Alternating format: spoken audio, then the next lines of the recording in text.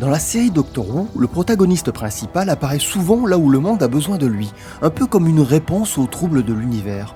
Pourtant, un héros peut difficilement être une réponse quand son nom est une question. Objection! L'une des grandes énigmes de la série Doctor Who repose dans le titre lui-même, puisque personne ne connaît le nom du docteur.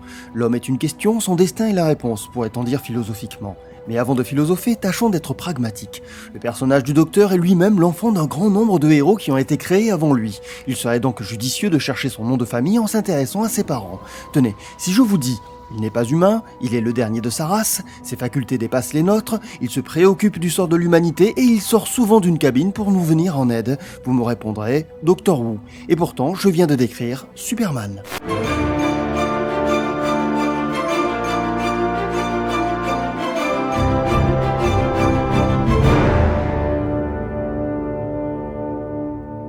Alors effectivement, Superman est l'ancêtre d'un grand nombre de héros, et dans le cas de Doctor Who, on ne retrouve que quelques similitudes lointaines. Mais il faut dire qu'il est difficile de trouver une origine précise à un personnage capable de changer d'apparence et de personnalité au fil des épisodes. Or, pour comparer un caméléon, il faut un autre caméléon. Alors maintenant, si je vous dis un héros qui change de visage d'une époque à l'autre tout en restant le même, un personnage qui a déjà été incarné par un grand nombre d'acteurs différents, et enfin un protagoniste au style vestimentaire très anglais qui change fréquemment de partenaire féminine. Avec un tel descriptif, vous pourriez penser que je parle de Doctor Who. Mais en vérité, je viens de décrire James Bond.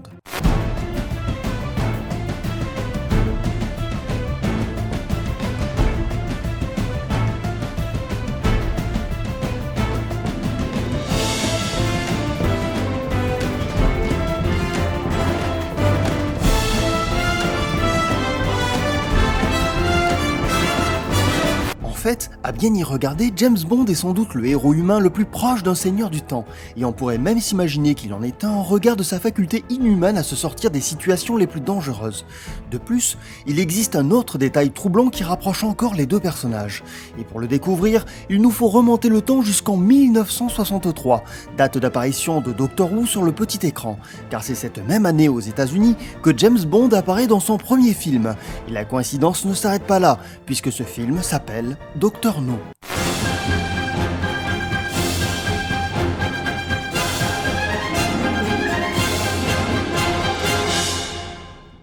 La similitude que l'on peut percevoir entre le nom du Docteur Who et celui du Docteur No est amusante, mais elle ne souligne tout au plus qu'une petite inspiration et ne dévoile en rien le véritable nom du Docteur. Il est donc temps pour moi de dévoiler ma théorie très personnelle sur le sujet. Si l'on retourne le mot Who, on obtient le terme Ohm, qui correspond à l'unité de la résistance électrique. Ce terme est représenté par le symbole oméga, un symbole que l'on retrouve dans l'expression alpha et oméga, qui désigne alpha le commencement de toute chose et oméga la fin de tout. Cependant, ce serait un peu pessimiste pour le docteur de porter un nom qui symbolise la fin de tout. C'est pourquoi Ohm est inversé et devient Who, ce qui signifie l'inverse de la fin. Ainsi, la réponse est contenue dans la question.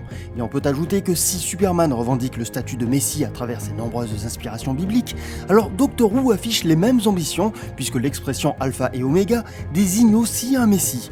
Et en parlant de Messie, un autre protagoniste très connu emprunte lui aussi, l'espace d'un instant, l'iconographie de Superman. Il s'agit de Neo, le héros du film Matrix.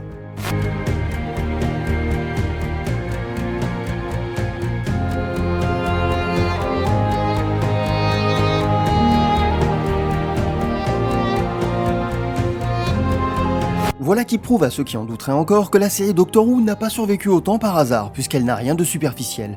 Et si vous êtes amateur de corrélations intrigantes ou juste amusantes, comme le fait que David Tennant, le 10e acteur incarnant le Docteur et le chiffre 10, ten en anglais décelable dans son nom, alors vous êtes prêt à accompagner le prochain Docteur à bord du TARDIS. Mais la véritable question que l'on est en droit de se poser est la suivante. Le saviez-vous ?